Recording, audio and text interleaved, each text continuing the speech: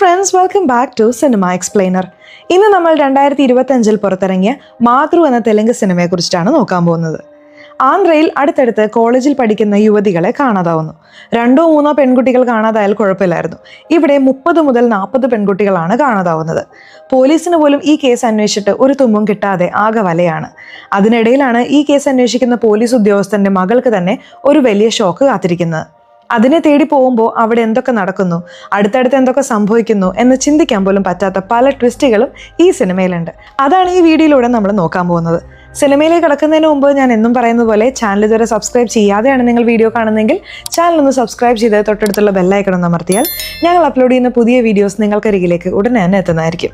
So നമുക്ക് ഒട്ടും വൈകാതെ തന്നെ സിനിമയിലേക്ക് കടക്കാം. സിനിമയുടെ തുടക്കത്തിൽ തന്നെ ഒരു അമ്മയെ കാണിക്കുന്നു.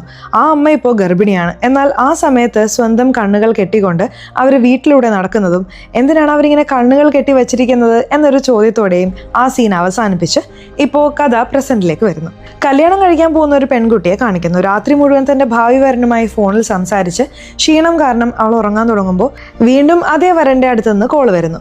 എത്ര നേരം സംസാരിച്ചാലും നിനക്ക് മതിയാവില്ലേ, വീണ്ടും തുടങ്ങിയോ എന്ന് അവളും അവിടെ ചോദിക്കുന്നുണ്ട്. ഇനി 2 ദിവസമേ ഉള്ളൂ നമ്മുടെ കല്യാണത്തിന്.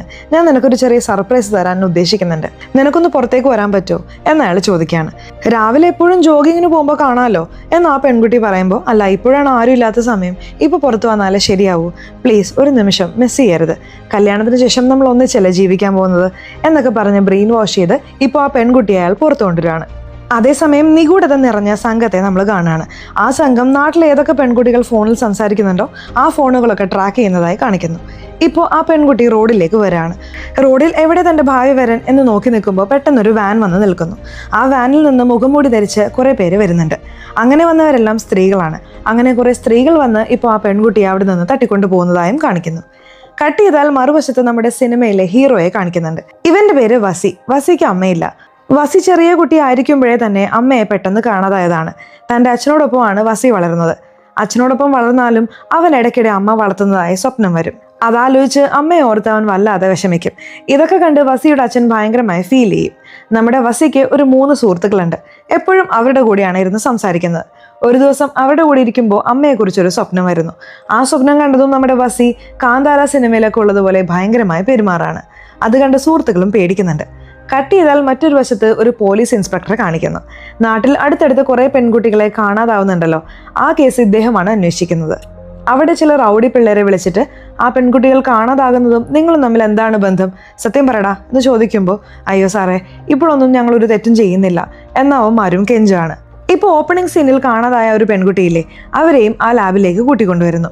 അവിടെ ലാബിൽ എന്തോ ടെസ്റ്റ് എടുക്കുന്നതായും ആ പെൺകുട്ടി നിലവിളിക്കുന്നതായും കാണിക്കുന്നു. കട്ട് ചെയ്താൽ ഇപ്പോൾ ഒരു പ്രൊഫസറെയാണ് കാണിക്കുന്നത്. അത് നമ്മുടെ ശ്രീകാന്താണ്. അദ്ദേഹം തൻ്റെ സ്റ്റുഡൻസിനൊക്കെ ഹ്യൂമൻ മൈൻഡിനെ കുറിച്ച് ക്ലാസ് എടുക്കുകയാണ്. അതായത് ഹ്യൂമൻ മൈൻഡ് എന്നത് ഒരു TV റിമോട്ട് പോലെയാണെന്നും അതിലെ നെർവസ് സിസ്റ്റം വെച്ച് ആക്റ്റീവ് അല്ലാത്ത മൈൻഡിനെ പോലും ആക്റ്റീവ് ആക്കാനുള്ള ചില സാധ്യതകൾ വരുന്നുണ്ടെന്നും അദ്ദേഹം പറയുന്നു. കട്ട് ചെയ്താൽ ഇവിടെ ഹീറോയുടെ 3 സുഹൃത്തുക്കളുണ്ടല്ലോ, അവരും ഒരു സൈക്കാട്രിസ്റ്റിൻ്റെ അടുത്ത് വരികയാണ്. സർ, എൻ്റെ ഫ്രണ്ട് ഇടയ്ക്കിടെ പ്രേതം പിടിച്ച പോലെ പെരുമാറുന്നുണ്ട്. അവൻ്റെ അമ്മയെക്കുറിച്ച് സ്വപ്നം കണ്ട് പേടിക്കുന്നു സർ, അവന് ട്രീറ്റ്മെൻറ്റ് വേണം എന്നവർ പറയാണ്. ഹീറോയുടെ ഫ്രണ്ട്സിന് വന്ന അതേ ആലോചന ഹീറോയുടെ അച്ഛനും വരുന്നുണ്ട്. അങ്ങനെ ഹീറോ വന്നതും ഇപ്പോഴൊക്കെ നിൻ്റെ സ്വഭാവം കുറേശ്ശേ മാറുന്നുണ്ട്, നീ അമ്മയെക്കുറിച്ച് അധികമായി ചിന്തിക്കാൻ തുടങ്ങിയെന്ന് തോന്നുന്നു, നിന്നെ ഒന്ന് കൂളാക്കാൻ നമുക്കൊരു സൈക്കാട്രിസ്റ്റിനെ പോയി കണ്ടാലോ എന്ന് ചോദിക്കുന്നു. ഹീറോയും ഒന്ന് ആലോചിച്ച് നോക്കിയിട്ട് സമ്മതിക്കുന്നുണ്ട്. അങ്ങനെ ഒരു ഹോസ്പിറ്റലിൽ എത്തുന്നുണ്ട്. അവിടെ വെച്ച് ഹീറോ സൈക്കാട്രിസ്റ്റ് ആയ ഒരു പെൺകുട്ടിയെ കാണുന്നു. ആ പെൺകുട്ടിയാണ് നമ്മുടെ സിനിമയിലെ ഹീറോയിൻ. ആ പെൺകുട്ടിയെ കണ്ട ഉടനെ ഹീറോയ്ക്ക് വല്ലാതെ ഇഷ്ടപ്പെടുന്നുണ്ട്. ഹീറോയിൻ ഹീറോയുടെ അച്ഛനെ പുറത്ത് വെയിറ്റ് ചെയ്യിപ്പിച്ചിട്ട് ഹീറോയ്ക്ക് എന്താണ് പ്രശ്നമെന്ന് ചോദിക്കുന്നു. ഹീറോ തൻ്റെ അമ്മയെക്കുറിച്ചുള്ള സ്വപ്നത്തിന്റെ കാര്യം മറച്ചു വെച്ചിട്ട് തനിക്ക് ഇടയ്ക്കിടെ പൂർവ്വജന്മം ഓർമ്മ വരുന്നുണ്ടെന്നും അപ്പോൾ താൻ ഒരു രാജാവായിരുന്നു എന്നൊക്കെ ഏതേതോ കഥകൾ പറയാണ്. ആ സ്വപ്നത്തിൽ നിങ്ങൾ കൂടെ വന്നിട്ടുണ്ട്, നിങ്ങളൊരു രാജകുമാരിയാണ് എന്നൊക്കെ പറയുന്നുണ്ട്. ഇത് കേട്ട് ഹീറോയിന് ചിരിയാണ് വരുന്നത്. ഇങ്ങനെ ഓരോ സെഷനിലും ഹീറോയിനെ കാണാൻ വന്ന് ഒരു ഘട്ടത്തിൽ ഇവർ രണ്ടുപേരും തമ്മിലൊരു പ്രണയം ഉണ്ടാവുന്നു. ഇപ്പോൾ നാട്ടിൽ മറ്റൊരു പെൺകുട്ടിയെ കൂടി കാണാതാവുന്നു. ആ കാര്യവും ഇൻസ്പെക്ടർ ആ കുട്ടിയുടെ അമ്മയോട് തിരക്കാണ്. അടുത്തുള്ള കോളേജിലാണ് എൻ്റെ മകൾ പഠിക്കുന്നത്. സ്പെഷ്യൽ ക്ലാസ് ഉണ്ടെന്ന് പറഞ്ഞ് രാവിലെ നേരത്തെ ഇറങ്ങിയതാണ്, പക്ഷെ കാണാതായി. കോളേജിൽ എത്തിയിട്ടില്ല എന്ന് അവർ പറയുന്നു. എങ്ങനെയെങ്കിലും കണ്ടുപിടിച്ച് തരണമെന്ന് പറയുമ്പോൾ പോലീസിനും പ്രഷർ ആവുന്നുണ്ട്. അവിടെ മറ്റൊരു ട്വിസ്റ്റ് കാണിക്കുന്നു. ഇവിടെ സൈക്കാട്രിസ്റ്റ് ആയ ഹീറോയിൻ ഉണ്ടല്ലോ, ഹീറോയിൻ്റെ അച്ഛനാണ് ഈ കേസ് അന്വേഷിക്കുന്ന പോലീസ് ഇൻസ്പെക്ടർ. ഇപ്പോൾ ഈ ഇൻസ്പെക്ടർ കാണാതായ പെൺകുട്ടിയുടെ കോളേജിൽ വന്നിട്ട് ആ കുട്ടിയുടെ ക്ലാസ്മേറ്റ്സിനോടൊക്കെ അന്വേഷിക്കുകയാണ്. അപ്പോഴാണ് ഇതുവരെ കാണാതായ എല്ലാ പെൺകുട്ടികളും ആ കോളേജിൽ പഠിച്ചവരാണ് എന്ന വിവരം അദ്ദേഹത്തിന് കിട്ടുന്നത്. ആ കോളേജിലെ പ്രൊഫസറായ നമ്മുടെ ശ്രീകാന്ത് ഉണ്ടല്ലോ, അദ്ദേഹത്തോടും ആ പെൺകുട്ടികളെ പറ്റി ചില വിവരങ്ങളൊക്കെ ചോദിക്കുന്നുണ്ട്. ആ വൈകുന്നേരം ഇൻസ്പെക്ടർക്ക് വീണ്ടും ഒരു പെൺകുട്ടി കാണാതായി എന്ന് കോൾ വരികയാണ്. സംഭവ സ്ഥലത്തേക്ക് പോകുന്നുണ്ട്. അവിടെ ഒരു പനമരമുണ്ട്, അതിന് താഴെ ആ കുട്ടിയുടെ സ്കൂട്ടി ഇരിക്കുന്നുണ്ട്. ആ സ്കൂട്ടിയിൽ നോക്കുമ്പോൾ അതിലെന്തോ കോഡ് വേർഡ് എഴുതിയിരിക്കുന്നു. അത് വായിച്ചു നോക്കിയിട്ട് ഇൻസ്പെക്ടർക്ക് ഒന്നും മനസ്സിലാവുന്നില്ല. ഈ പെൺകുട്ടികളെ കടത്തിക്കൊണ്ടു പോകുന്ന സൈക്കോ പോലീസിനെ വെല്ലുവിളിക്കുകയാണോ? കോഡൊക്കെ എഴുതി വെച്ചിരിക്കുന്നു എന്ന് അദ്ദേഹം ആലോചിക്കുകയാണ്. ആകെ വട്ടായ ഇൻസ്പെക്ടർ ഈ കേസിൽ പ്രഷർ കൂടി അവസാനം ഒരു സൈക്യാട്രിസ്റ്റിനെ തന്നെ കാണാൻ പോവാണ്. എന്നാൽ ആ സൈക്യാട്രിസ്റ്റ് ഒരു തട്ടിപ്പുകാരനാണ്. അദ്ദേഹത്തെ കാണാൻ പോയത് കൊണ്ട് ഇൻസ്പെക്ടർക്ക് പ്രഷർ കൂടുകയല്ലാതെ കുറയുന്നില്ല. ഇൻസ്പെക്ടറും ടീമും വീണ്ടും ആ സൈക്കോ വരാം, ഇവിടെയുള്ള ഏത് പെൺകുട്ടിയെ വേണമെങ്കിലും തട്ടിക്കൊണ്ടു പോവാം എന്ന് വിചാരിക്കുന്നു. അവൻ ഈ കോളേജിലെ പെൺകുട്ടികളെയാണല്ലോ ടാർഗറ്റ് ചെയ്യുന്നത്. അതുകൊണ്ട് പെൺകുട്ടികൾക്ക് സുരക്ഷ ഉറപ്പാക്കാൻ വേണ്ടി വാച്ച് ചെയ്തുകൊണ്ടിരിക്കണം എന്ന് പറഞ്ഞ് രാത്രി മുഴുവനും കോളേജ് കോമ്പൗണ്ട് ചുറ്റിക്കറങ്ങുന്നു. കോളേജിൽ പഠിക്കുന്ന പെൺകുട്ടികൾ ബോയ് ഫ്രണ്ടിനെ കാണാനെന്നും ഫംഗ്ഷന് പോകാനാണെന്നും പറഞ്ഞ് പുറത്തു വരുന്നുണ്ട്. കുറച്ച് നാളത്തേക്ക് ആരും പുറത്തു വരാൻ പാടില്ല, കോളേജ് ഹോസ്റ്റലിൽ തന്നെ ഇരിക്കണം എന്ന് ഇൻസ്പെക്ടർ ഓരോ പെൺകുട്ടിയോടും ഉപദേശിക്കുന്നു. അപ്പോൾ ഇൻസ്പെക്ടർ നിൽക്കുന്ന സ്ഥലത്ത് പെട്ടെന്ന് എന്തോ പുക വരുന്നുണ്ട്. അദ്ദേഹം താഴെ ഇറങ്ങി പുക മാറ്റി നോക്കുമ്പോൾ അദ്ദേഹം ഒരു പെൺകുട്ടിയോട് സംസാരിച്ചുകൊണ്ടിരുന്നില്ലേ, ആ പെൺകുട്ടിയെ അവിടെ ഒരു സൈക്കോ വന്ന് തട്ടിക്കൊണ്ടു പോയിരിക്കുന്നു. അദ്ദേഹത്തിന് ആകെ വിറയിൽ വരുന്നുണ്ട്. താഴെ ഒരു ചെറിയ പേപ്പർ കഷ്ണം കിടപ്പുണ്ട്. അതിലും ആ സൈക്കോ കോഡ് വേർഡ് എഴുതി വെച്ചിട്ടുണ്ട്. ഇതൊരു വശത്ത് നടക്കുമ്പോൾ മറുവശത്ത് ഹീറോ ഉണ്ടല്ലോ, അവൻ ഹീറോയിൻ്റെ കൂടെ കറങ്ങി നടക്കുകയാണ്. രണ്ടുപേരും നൈറ്റ് ഔട്ടിങ്ങിനൊക്കെ പോകുന്നുണ്ട്. അതുമാത്രമല്ല, ഹീറോയിനോട് ചില കോഡ് വേർഡ്സിലാണ് സംസാരിക്കുന്നത്. വീട്ടിൽ പിടിക്കപ്പെടാതിരിക്കാൻ നമുക്ക് ഈ കോഡ് വേർഡ്സ് ഉപയോഗിക്കാം എന്ന് പറഞ്ഞ് ചില കോഡ് വേർഡ്സ് ഹീറോയിന് പഠിപ്പിച്ചു കൊടുക്കുന്നു. എന്ത് കോഡ് വേർഡ്സോ? ഇതേപോലൊരു കോഡ് വേർഡ് അല്ലേ പെൺകുട്ടികളെ തട്ടിക്കൊണ്ടു പോകുന്നതിനും എഴുതി വെക്കുന്നത് എന്ന് ചോദിച്ചാൽ ഇതിലാണ് വലിയ ട്വിസ്റ്റ് ഉള്ളത്. ശ്രദ്ധിച്ചേക്കണം. ഒരു ദിവസം ഹീറോയിൻ തൻ്റെ വീട്ടിൽ അച്ഛനില്ലെന്ന് പറഞ്ഞ് ഹീറോയെ വിളിക്കുകയാണ്. അന്ന് തന്നെ ഹീറോയിൻ്റെ അച്ഛൻ നേരത്തെ വീട്ടിൽ വരികയാണ്. ഹീറോ അങ്ങനെ പിടിക്കപ്പെടുന്നു. എന്നാൽ ജസ്റ്റ് കമ്പൈൻ സ്റ്റഡിക്ക് വന്നതാണ് എന്ന് പറഞ്ഞ് ഹീറോയിൻ്റെ അച്ഛൻ്റെ അടുത്ത് പിടിച്ചു നിൽക്കുകയാണ്. ഹീറോ അവിടെ നിന്ന് പോകുമ്പോൾ അച്ഛന് ചില സംശയങ്ങൾ വരുന്നു. ഒരു ദിവസം തൻ്റെ മകൾ ഹീറോയുടെ കൂടെ പുറത്തു പോയി വരുന്നത് അദ്ദേഹം കാണുന്നുണ്ട്. അപ്പോൾ മകളുടെ ഫോൺ എടുത്ത് നോക്കുമ്പോൾ ഹീറോയുമായി നിറയെ ചാറ്റ് ചെയ്തിരിക്കുന്നത് കാണുന്നു. ആ ചാറ്റ് മുഴുവൻ ഈ കോഡ് വേർഡ്സിലാണ് സംസാരിച്ചിരിക്കുന്നത്. ഇൻസ്പെക്ടർക്ക് സംശയം വരുന്നുണ്ട്. ഇതേ കോഡ് വേർഡ്സ് തന്നെയല്ലേ പെൺകുട്ടികളെ കാണാതായ സ്ഥലത്ത് നമ്മൾ കണ്ടത്? അപ്പോൾ ഈ പെൺകുട്ടികളെ തട്ടിക്കൊണ്ടുപോകുന്ന സൈക്കോ നമ്മുടെ മകളെ സ്നേഹിക്കുന്ന ആ ഹീറോ തന്നെയാണോ എന്ന് സംശയിച്ച് ആ ഫോണും എടുത്ത് അദ്ദേഹം സ്റ്റേഷനിലേക്ക് വരുന്നു.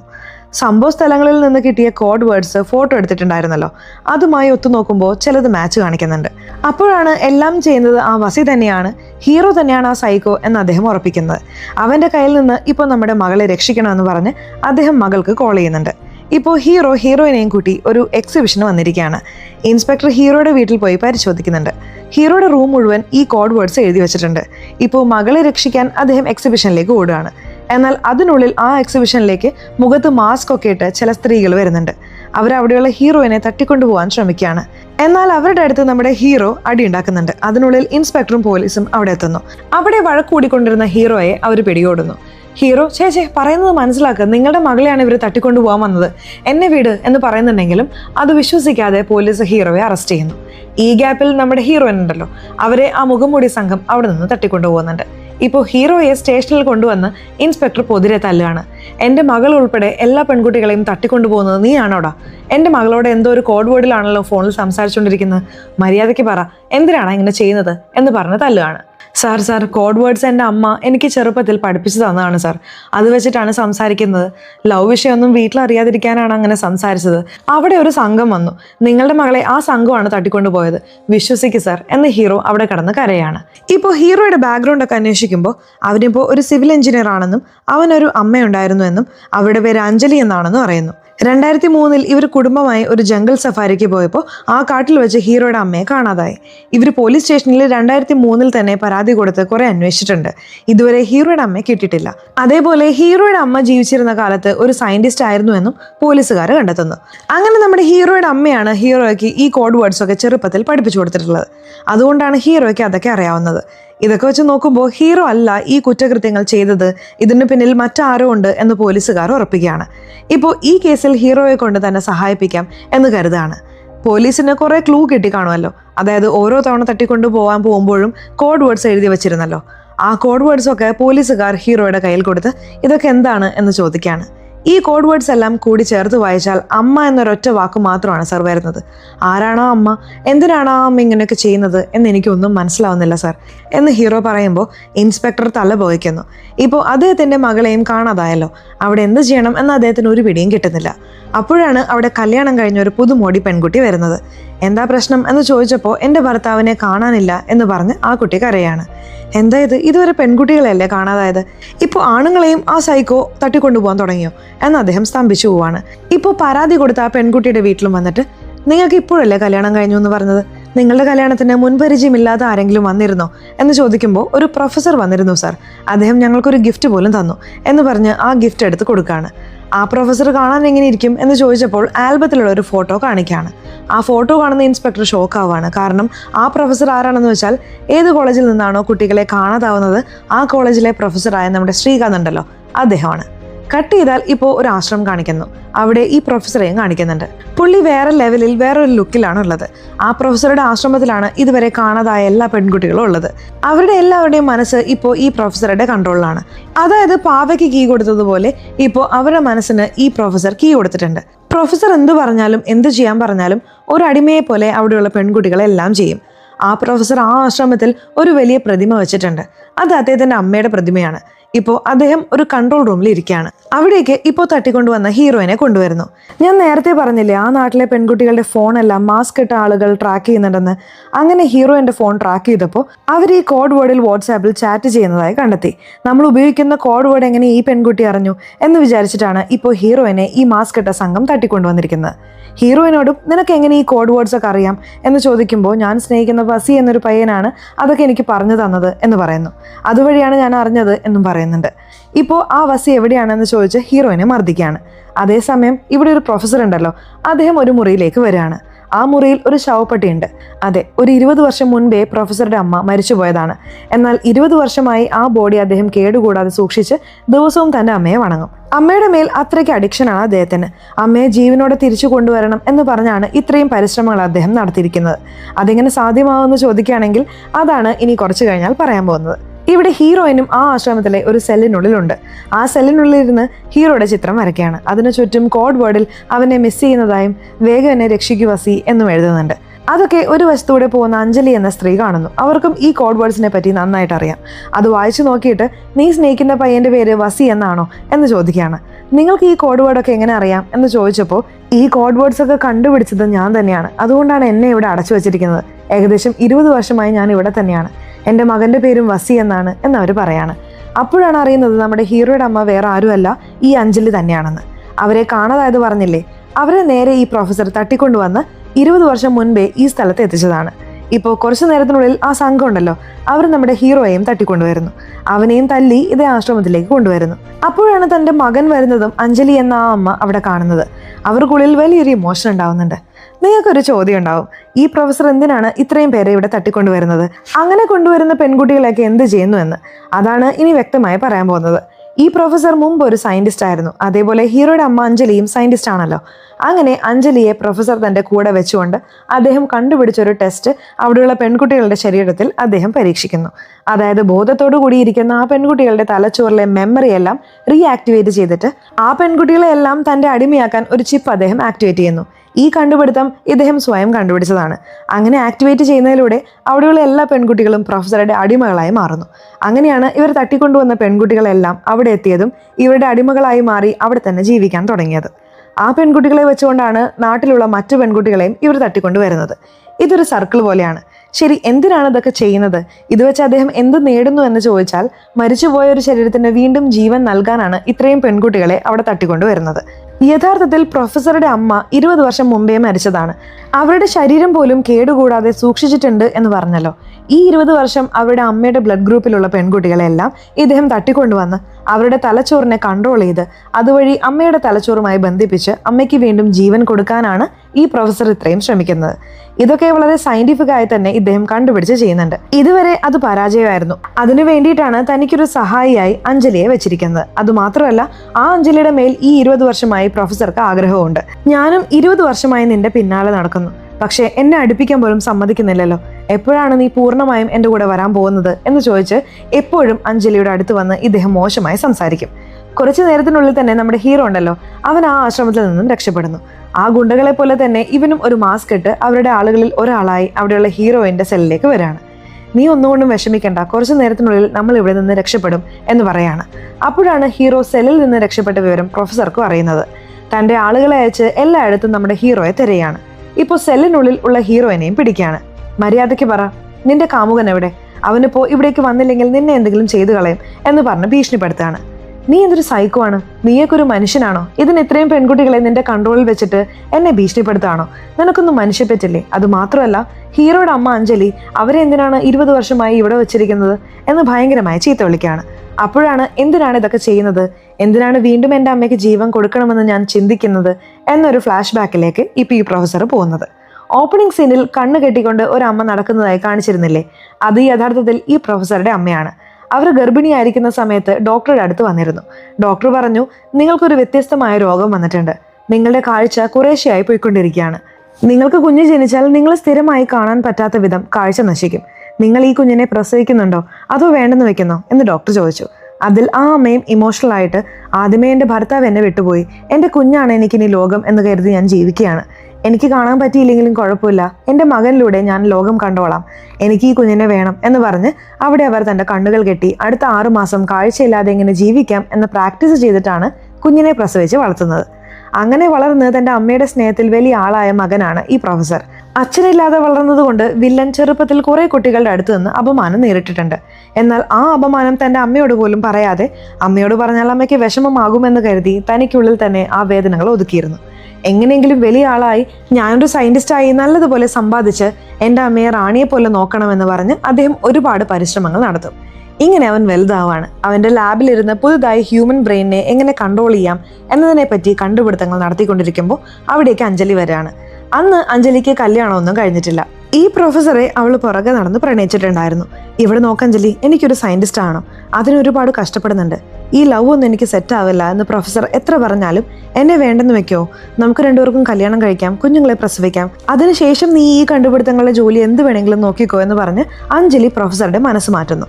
പ്രൊഫസറും, എനിക്കെല്ലാം എൻ്റെ അമ്മയാണ്, എൻ്റെ അമ്മ ഇതിന് സമ്മതിച്ചാൽ ഞാൻ നിന്നെ കല്യാണം കഴിക്കാം, അമ്മയോട് ഞാനൊരു വാക്ക് ചോദിക്കട്ടെ എന്ന് പറഞ്ഞ് അവിടെ സമ്മതിപ്പിക്കുകയാണ്. ഇപ്പോൾ തന്നെ പ്രൊഫസർ അമ്മയുടെ അടുത്ത് വന്നിട്ട് അഞ്ജലി എന്നൊരു പെൺകുട്ടി എന്നെ സ്നേഹിക്കുന്നുണ്ട് എന്ന് പറഞ്ഞ് കുറെ നാളായി പിന്നാലെ നടക്കുന്നുണ്ട്. വളരെ നല്ല കുട്ടിയാണ് അമ്മേ, അവളും എന്നെ പോലെ ഒരു സയന്റിസ്റ്റ് ആണ്, അമ്മയ്ക്ക് സമ്മതമാണോ എന്ന് ചോദിക്കുന്നു. അമ്മയും, എനിക്കൊരു കുഴപ്പമില്ല മോനെ, എനിക്ക് കാഴ്ചയില്ല എന്നുള്ള കാര്യം ആ അഞ്ജലിക്ക് അറിയാമോ എന്ന് ചോദിക്കുകയാണ്. അറിയില്ല അമ്മേ, നാളെ ഞാൻ അവളെ വീട്ടിലേക്ക് വിളിക്കുന്നുണ്ട്, ഇവിടെ വന്ന് അവൾ അറിഞ്ഞോട്ടെ, അവൾ വളരെ കെയറിങ് ആയ ടൈപ്പാണ്, കണ്ട ഉടനെ തീർച്ചയായും അവൾക്ക് ഇഷ്ടപ്പെടും എന്ന് പ്രൊഫസർ പറയാണ്. ഇപ്പോൾ അഞ്ജലിയോടും അമ്മ കല്യാണത്തിന് സമ്മതിച്ചു എന്ന് പറഞ്ഞ് നാളെ എൻ്റെ വീട്ടിലേക്ക് വാ, അമ്മയെ കാണുക എന്ന് പറഞ്ഞ് വീട്ടിലേക്ക് വരുത്താണ്. എന്നാൽ വീട്ടിൽ വന്ന അഞ്ജലി അവിടെ പ്രൊഫസറുടെ അമ്മയെ കണ്ട് ഷോക്കാവാണ്. എന്താണ് അവൻ്റെ അമ്മയ്ക്ക് കണ്ണു കാണില്ലേ? അപ്പോൾ നിങ്ങളുടെ മുഖമൊക്കെ മാറുന്നുണ്ടല്ലോ, എന്താണ് അഞ്ജലി മുഖം ഒരുമാതിരി വെച്ചിരിക്കുന്നത് എന്ന് പ്രൊഫസർ ചോദിക്കുമ്പോൾ, എന്താ പറയാ, എനിക്ക് ഈ കല്യാണമൊക്കെ സെറ്റാവെന്ന് തോന്നുന്നില്ല, എന്നെ വിട്ടേക്ക് എന്ന് പറഞ്ഞ ദേഷ്യത്തിൽ അഞ്ജലി പറയാണ്. എന്താണ് അഞ്ജലി ഇങ്ങനെ സംസാരിക്കുന്നത്? അമ്മയ്ക്ക് കണ്ണു കാണില്ല എന്ന് ഞാൻ നിന്നോട് പറയാത്തത് കൊണ്ടാണോ? ഒരുപക്ഷെ ഭാവിയിൽ നമുക്ക് കുഞ്ഞുങ്ങളുണ്ടായാൽ ആ കുഞ്ഞുങ്ങളും നിന്റെ അമ്മയെ പോലെ ജനിച്ചാൽ എന്ത് ചെയ്യും? എനിക്കൊരു അമ്മയാവാൻ വലിയ ആഗ്രഹമാണ്, എന്നാൽ ഇങ്ങനെ ഒരു അമ്മയാവാൻ ആഗ്രഹമില്ല, അതുകൊണ്ട് നമുക്കിടയിൽ കല്യാണം നടക്കില്ല എന്ന് അഞ്ജലി വെട്ടി തുറന്ന് പറയാണ്. അവിടെ പ്രൊഫസറും അഞ്ജലിയെ പറഞ്ഞു മനസ്സിലാക്കാൻ കുറെ ശ്രമിക്കുന്നുണ്ട്. എന്നാൽ അഞ്ജലി അത് കേൾക്കാതെ, ഒരുപക്ഷെ നിന്റെ വീട്ടിലേക്ക് ഞാൻ മരുമകളായി വന്നാലും നിന്റെ അമ്മയെ നോക്കി സേവിക്കുന്ന ഒരു മരുമകളായി മാത്രമേ എനിക്ക് ഇരിക്കാൻ കഴിയൂ, അല്ലാതെ സ്വതന്ത്രമായിരിക്കാൻ കഴിയില്ല എന്ന് പറഞ്ഞ് നമ്മുടെ പ്രൊഫസറുടെ ലവ് ബ്രേക്കപ്പ് ചെയ്ത് അവർ പോവാണ്. ഇതൊക്കെ ഒരു മൂലയിൽ നിന്ന് പ്രൊഫസറുടെ അമ്മയും കേൾക്കുന്നുണ്ട്. അവരുടെ കണ്ണൊക്കെ നിറയുന്നുണ്ട്. സയന്റിസ്റ്റ് ആകണമെന്ന് പറഞ്ഞ തിരക്കിലായിരുന്ന ആൾ ഇപ്പോൾ ലവ് ഫെയിലിയറായി ഒന്നും ചെയ്യാൻ പറ്റാതെ വീട്ടിൽ ഒരു മൂലയിലിരുന്ന് കരയുന്നു. അതും അവരുടെ അമ്മ കാണുന്നുണ്ട്. അയ്യോ, ഇങ്ങനെ കാണാനാണോ ഞാൻ ഇത്രയും കഷ്ടപ്പെട്ട് വളർത്തിയത്? നീ ജനിച്ച ശേഷമാണ് ഇങ്ങനെ ആയത് എന്ന് പറഞ്ഞ് എത്ര കഷ്ടപ്പെട്ടാണ് പ്രൊഫസറെ പ്രസവിച്ചത് എന്ന എല്ലാ സത്യവും പറഞ്ഞതും പ്രൊഫസർക്ക് അമ്മയോട് ബഹുമാനം കൂടുന്നു. അവരുടെ അമ്മ അവരുടെ ചെറുപ്പത്തിലെ ഫോട്ടോയും കാണിച്ച്, ഇവിടെ നോക്കുമോനെ, എനിക്ക് ചെറുപ്പത്തിൽ നല്ലതുപോലെ കണ്ണു കാണാമായിരുന്നു, ഈ ഫോട്ടോ കൊണ്ടുപോയി അഞ്ജലിയെ കാണിച്ച് അവളെ നമ്മുടെ വീട്ടിലേക്ക് കൂട്ടിക്കൊണ്ടുപോവാ എന്നമ്മ പറയാണ്. പ്രൊഫസറും അഞ്ജലിയുടെ വീട്ടിലേക്ക് പോവാണ്. അപ്പോഴാണ് അഞ്ജലിക്ക് വേറൊരു പയ്യനുമായി കല്യാണം നിശ്ചയിച്ചിരിക്കുന്നത് കാണുന്നത്. അഞ്ജലിയും വളരെ സന്തോഷത്തോടെ ആ ചടങ്ങിൽ ഇരിക്കുകയാണ്. ഇപ്പോൾ ആ ഫോട്ടോ പ്രൊഫസർ അഞ്ജലിയുടെ അടുത്ത് കാണിക്കുകയാണ്. നോക്കഞ്ജലി, എൻ്റെ അമ്മ ചെറുപ്പം മുതലേ കണ്ണു കാണാത്ത ആളല്ല, മനസ്സിലാക്കഞ്ജലി, നീ ഇല്ലാതെ എനിക്ക് ജീവിക്കാൻ പറ്റില്ല, എൻ്റെ മനസ്സ് ഇങ്ങനെ മാറ്റിയിട്ട് എന്നെ വിട്ടു പോവുകയാണോ? പ്ലീസ് അഞ്ജലി, പ്ലീസ് എന്ന് പറഞ്ഞ് എത്രയോ കെഞ്ചുന്നുണ്ട്. എന്നാൽ അഞ്ജലി അത് കേൾക്കാൻ കൂട്ടാക്കുന്നില്ല. എനിക്ക് നിന്നെ ഇഷ്ടമല്ല, ഇവിടെ നിന്ന് ഇറങ്ങിപ്പോ എന്ന് പറയാണ്. ഇതിൽ പ്രൊഫസർ മൃഗമായി മാറുകയാണ്. അദ്ദേഹത്തെ തല്ലി അപമാനിച്ച് അവിടെ നിന്ന് പുറത്താക്കുന്നുണ്ട്. ഇങ്ങനെ മകൻ അനുഭവിക്കുന്ന വേദന കണ്ട് അമ്മയുടെ ശരീരം വളരെ മോശമായി ഒരു ഘട്ടത്തിൽ പ്രൊഫസറുടെ അമ്മ മരിക്കുകയാണ്. ഇതിലാണ് പ്രൊഫസർ ഒരു മൃഗമായി മാറുന്നത്. നമ്മുടെ ജീവിതവും നമ്മുടെ അമ്മയെയും ഇങ്ങനെ ചെയ്ത അഞ്ജലിയെ വെറുതെ വിടാൻ പാടില്ല എന്ന് തീരുമാനിച്ച് അപ്പോഴാണ് അവിടെ ഒരു ചെറിയ ആശ്രമം പോലെയുള്ള സ്ഥലത്തേക്ക് ഈ അഞ്ജലിയെ തട്ടിക്കൊണ്ടു വന്നിരിക്കുന്നത്. അതിനുശേഷം മരിച്ചുപോയൊരു ശരീരത്തിൽ തലച്ചോറ് മാത്രം ആക്ടിവേറ്റ് ചെയ്യണം എന്ന് അദ്ദേഹം ചിന്തിക്കുകയാണ്. അങ്ങനെ ആ ടെസ്റ്റിലും അദ്ദേഹത്തിന് പോസിറ്റീവായ റിസൾട്ട് കിട്ടുന്നുണ്ട്. അതുവഴിയാണ് ഇങ്ങനെ ഒരു ആശ്രമം കെട്ടി ഇത്രയും പെൺകുട്ടികളെ തട്ടിക്കൊണ്ടുവന്ന് അവരെ ഉപയോഗിച്ച് തൻ്റെ അമ്മയ്ക്ക് വീണ്ടും ജീവൻ നൽകണം എന്ന് 20 വർഷമായി ശ്രമിച്ചുകൊണ്ടിരിക്കുന്നത്. ഇതാണ് ഈ പ്രൊഫസറുടെ കഥ. ന്യായം പ്രൊഫസറുടെ ഭാഗത്തല്ലേ? തെറ്റ് ചെയ്തത് അഞ്ജലിയാണ്. ഇപ്പോൾ കഥ പ്രസന്റിലേക്ക് വരുന്നു. അഞ്ജലി എന്ന സ്ത്രീയെ അവരുടെ മകനായ വസി എന്ന നമ്മുടെ ഹീറോ വന്ന് കാണുകയാണ്. തൻ്റെ അമ്മയെ പല വർഷങ്ങൾക്ക് ശേഷം കാണുന്നത് കൊണ്ട് അവനും സെന്റിമെന്റൽ ആവുന്നുണ്ട്. അഞ്ജലിയും എനിക്ക് ഇവിടെ നിന്ന് രക്ഷപ്പെടാൻ പറ്റുമെന്ന് അറിയില്ല മോനെ, നീയെങ്കിലും രക്ഷപ്പെട്. പണ്ട് ചെയ്ത തെറ്റിന് ഞാൻ ഇവിടെ കിടന്ന് നരകിക്കുകയാണ് എന്ന് പറഞ്ഞ് കരയാണ്. ഇവിടെ ഒന്നും പേടിക്കാനില്ല അമ്മേ, ഞാൻ അമ്മയെ ഇവിടെ നിന്ന് രക്ഷപ്പെടുത്താം, നമുക്ക് ചേർന്നൊരു പ്ലാൻ ഇടാം എന്ന് പറഞ്ഞ് ഇവർ രണ്ടുപേരും ഒരു പ്ലാൻ ഉണ്ടാക്കുന്നു. പക്ഷേ ട്വിസ്റ്റ് എന്താണെന്ന് വെച്ചാൽ ആ പ്രൊഫസർ ആ സ്ഥലത്തിന് ചുറ്റും ക്യാമറ വെച്ചിട്ടുണ്ടായിരുന്നു. ആ ക്യാമറയിലൂടെ അഞ്ജലിയും മകനും സംസാരിക്കുന്നത് അദ്ദേഹം കേൾക്കുന്നുണ്ട്. ഓ അഞ്ജലി, നിന്റെ മകനാണ് ഇവൻ, എന്നെക്കാളും ഉയരത്തിൽ വളർന്നിട്ടുണ്ടല്ലോ. ഇപ്പൊ മനസ്സിലായില്ലേ അമ്മയെയും മകനെയും പിരിക്കുന്നത് എത്ര വലിയ പാപമാണെന്ന്? ഇപ്പോൾ അമ്മയുടെ പ്രതിമ ഇരിക്കുന്ന സ്ഥലത്തേക്ക് അഞ്ജലിയെ പ്രൊഫസർ കൊണ്ടുവരുന്നു. ഇപ്പോൾ അദ്ദേഹത്തിന്റെ മാസ്ക് മാൻസ് ഒക്കെ ഉണ്ടല്ലോ, ആശ്രമത്തിലുള്ള എല്ലാവരെയും ആ സ്ഥലത്തേക്ക് കൂട്ടിക്കൊണ്ട് നിർത്തുകയാണ്. ഈ കൂട്ടത്തിലാണ് നിന്റെ മകനും ഇപ്പോൾ വേഷം മാറി നിൽക്കുന്നത്. നീ ഇപ്പൊ എന്താ ചെയ്യേണ്ടതെന്ന് വെച്ചാൽ, ഞാൻ നിന്റെ കണ്ണ് കെട്ടും, നിന്റെ കയ്യിൽ ഞാനൊരു കത്തി തരും, ആ കത്തി വെച്ച് നീ തന്നെ നിന്റെ മകനെ ഇപ്പോൾ കുത്തും എന്ന് പറഞ്ഞ് അഞ്ജലിയുടെ കൈ പിടിച്ച് അങ്ങോട്ടേക്കും ഇങ്ങോട്ടേക്കും കൊണ്ടുപോകുന്നു. അതിൽ അഞ്ജലി പേടിക്കുന്നുണ്ട്. ഒരു ഘട്ടത്തിൽ ഹീറോയും ആ കൂട്ടത്തിൽ നിന്ന് പുറത്തു വരികയാണ്. എന്താ വസി, പെട്ടുപോയോ എന്ന് പറഞ്ഞ് ഇപ്പോൾ ആ പ്രൊഫസർ നമ്മുടെ ഹീറോയുമായി വഴക്കുണ്ടാക്കുകയാണ്. അവിടെയാണ് മറ്റൊരു പ്ലാൻ കാണിക്കുന്നത്. യഥാർത്ഥത്തിൽ നമ്മുടെ ഹീറോയും അമ്മയോട്ട് പ്ലാൻ എന്താണെന്ന് വെച്ചാൽ, ഈ പ്രൊഫസറോട് താൻ വഴക്കിടുന്ന പോലെ അഭിനയിക്കും. അപ്പോൾ ആ പ്രൊഫസറുടെ സിസ്റ്റം അവൻ ഹാക്ക് ചെയ്യും. അമ്മയ്ക്ക് ഈ കോഡിംഗ് ഒക്കെ അറിയാലോ, ആ കോഡിംഗ് ഉപയോഗിച്ച് ഈ പ്രൊഫസർ ഇവിടെ കുറെ പെൺകുട്ടികളുടെ മൈൻഡൊക്കെ ഹാക്ക് ചെയ്ത് വെച്ചിട്ടുണ്ടല്ലോ, അതൊക്കെ ഡീആക്ടിവേറ്റ് ചെയ്തിട്ട് വീണ്ടും അവരുടെ പഴയ തലച്ചോറിനെ തന്നെ ആക്ടിവേറ്റ് ചെയ്യും. അപ്പോൾ എല്ലാം പഴയ അവസ്ഥയിലേക്ക് മടങ്ങും. ഈ പ്രൊഫസറെയും പിടിക്കാം എന്ന് പറഞ്ഞ് അവിടെ ഒരു പ്ലാൻ ഉണ്ടാക്കി ഇപ്പോൾ ഇവരത് നടപ്പിലാക്കുകയാണ്. അങ്ങനെ ആ ആശ്രമത്തിലുള്ള എല്ലാ പെൺകുട്ടികളെയും ഇപ്പോൾ പഴയ അവസ്ഥയിലേക്ക് തിരിച്ചു കൊണ്ടുവരുന്നു. ഇപ്പോൾ ഹീറോ വസി ഉണ്ടല്ലോ, അവൻ ആ സ്ഥലത്തേക്ക് പ്രൊഫസറുടെ അമ്മയുടെ ശവശരീരം ഉണ്ടല്ലോ അത് കൊണ്ടുവന്ന് അവിടെ കത്തിക്കാൻ വരികയാണ്. ഇപ്പോൾ ഈ പ്രൊഫസറും ഹീറോയും തമ്മിൽ ഭയങ്കര വഴക്കൂടുകയാണ്. ഒടുവിൽ ആ പ്രൊഫസറെയും നമ്മുടെ ഹീറോ കൊലപ്പെടുത്തുന്നു. അവിടെ തൻ്റെ അമ്മയെയും അവിടെയുള്ള മറ്റു പെൺകുട്ടികളെയും രക്ഷിച്ച് ആ ആശ്രമത്തിൽ നിന്ന് പുറത്തു കൊണ്ടുവരുന്നു. അങ്ങനെ ഈ സിനിമയുടെ കഥ ഇവിടെ അവസാനിക്കുന്നു. സിനിമ എങ്ങനെയുണ്ടായിരുന്നു? ഇഷ്ടപ്പെട്ടോ? സിനിമയെക്കുറിച്ചിട്ടുള്ള നിങ്ങളുടെ അഭിപ്രായങ്ങൾ തീർച്ചയായിട്ടും കമൻറ്റ് ബോക്സിൽ രേഖപ്പെടുത്തണേ. അതുപോലെ ചാനൽ ഇതുവരെ സബ്സ്ക്രൈബ് ചെയ്തിട്ടില്ലെങ്കിൽ ചാനൽ ഒന്ന് സബ്സ്ക്രൈബ് ചെയ്ത് ഈ വീഡിയോ ഇഷ്ടപ്പെട്ടാൽ തീർച്ചയായിട്ടും ഒരു ലൈക്ക് കൂടി തരാൻ മറക്കല്ലേ. സോ ഇനി അടുത്തൊരു വീഡിയോയിൽ കാണുന്നത് വരെ ബൈ.